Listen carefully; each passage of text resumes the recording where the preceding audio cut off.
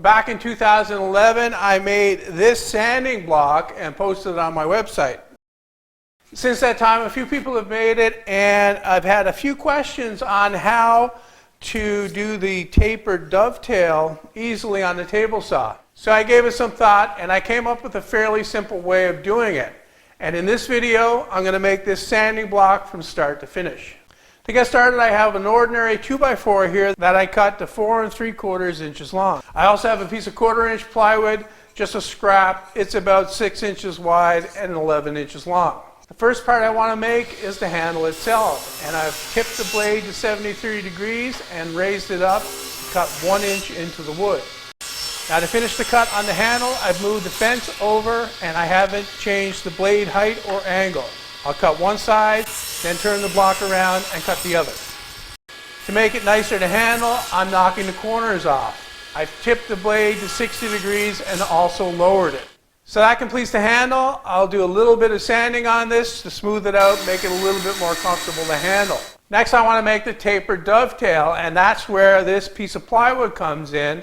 I'll also use it for the base, but before I change the angle on the saw, I want to make those dovetail parts. With the fence moved over, I'm making the first cut. Now with the fence moved closer to the blade, I can make the second cut.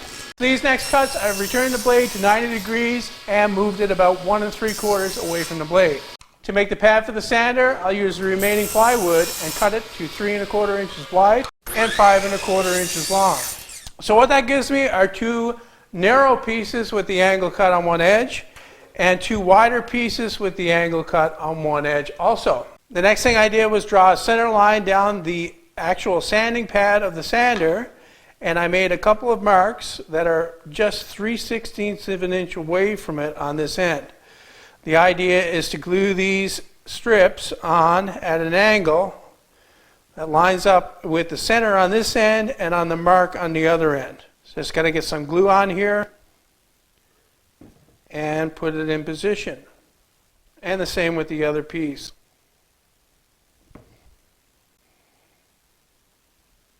So before going any further, I have to get this clamped up and let it dry.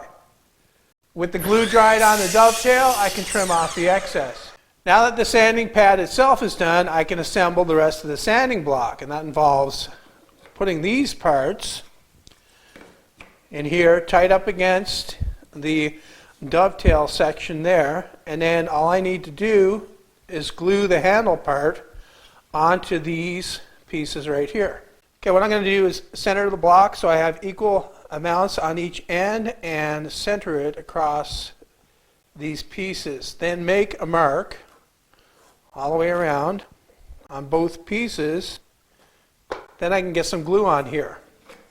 Same for the other piece. I'm staying back away from the edge of this so that the glue doesn't squeeze out and glue it on. And I'll just take the handle and put on top, clamp it up and let it dry. Okay, I gave it about an hour to dry and take the clamps off, and it should come apart easily, I hope. Here it goes. And that's it. All I need to do now is trim off the excess on the handle itself, and it'll be ready to put the sandpaper in. It is a little bit tricky to remember which way it comes off. So I find the best thing to do is like I did on my old one, and that's mark on it, off, and an arrow pointing in that direction. That way it's easy to see which way it comes off. The sander uses ordinary sandpaper that's been cut into quarters from a full sheet, and you just lay the sanding pad on top, fold up the sides like this, then fold over onto the top like that.